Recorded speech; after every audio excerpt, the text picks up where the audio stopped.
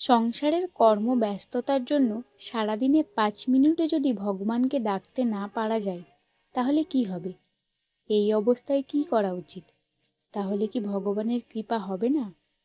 এর উত্তর আজ জানবো শ্রী শ্রী মায়ের কথা থেকে।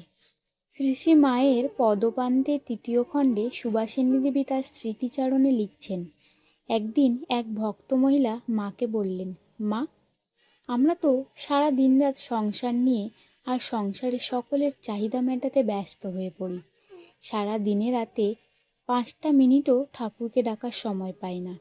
আমাদের কি হবে মা? আমাদের ওপর কি তার দয়া হবে না? মা বললেন, কেন হবে না? নিশ্চয়ই হবে। তিনি তো অন্তর্যামী, সবার বুকের মাঝে তিনি সব সময় আছেন। তোমার ভিতরে আকুতি থাকলে তা তিনি বুঝবেন। তাছাড়া সংসারের কাজ কি তোমরা করো মা? তিনি করান। এ সংসার তো তারই। তার ইচ্ছা ছাড়া কিছুই হয় না মা। তার ইচ্ছা ছাড়া গাছের পাতাটিও নড়ে না।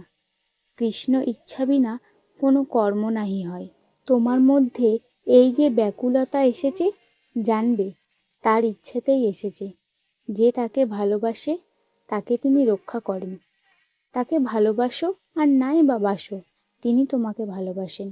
সংসারে সাধু আছে, আবার গৃহও আছে, তবে গৃহীর জন্যই তিনি বেশি ভাবেন।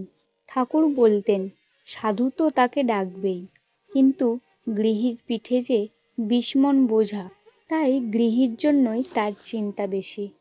শুধু একটু স্মরণ করলেই হলো। মনে প্রাণে ব্যাকুল হয়ে তাকে ডাকো। দিনান্তে 2 ফোঁটা চোখের জল ফেলে তার নাম করো।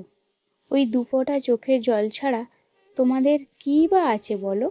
আর সবই তো তার। ওই 2 ফোঁটা জল শুধু তোমার, তুমি তাকে দিও। তোমাদের কাছে বাধা হয়ে থাকবেন তিনি। ভয় কি মা?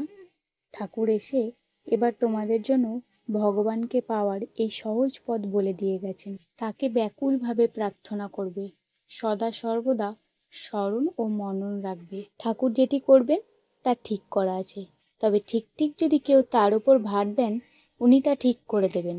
তাহলে বন্ধুরা, সারাদিনে কাজের মধ্যে ঠাকুরের স্মরণ ও মনন, ব্যাকুল হয়ে প্রার্থনা, আর দিনান্তে ঠাকুরের জন্য 2 ফোঁটা চোখের জল, এই হলো ঠাকুরকে পাওয়ার সহজ উপায় শ্রী শ্রী মায়ের কথা অনুসারে।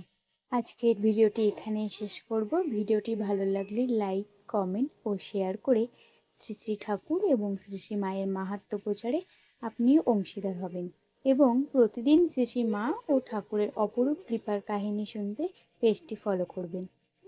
শ্রী শ্রী মায়ের কৃপা আপনাদের সকলের উপর বর্ষিত হোক।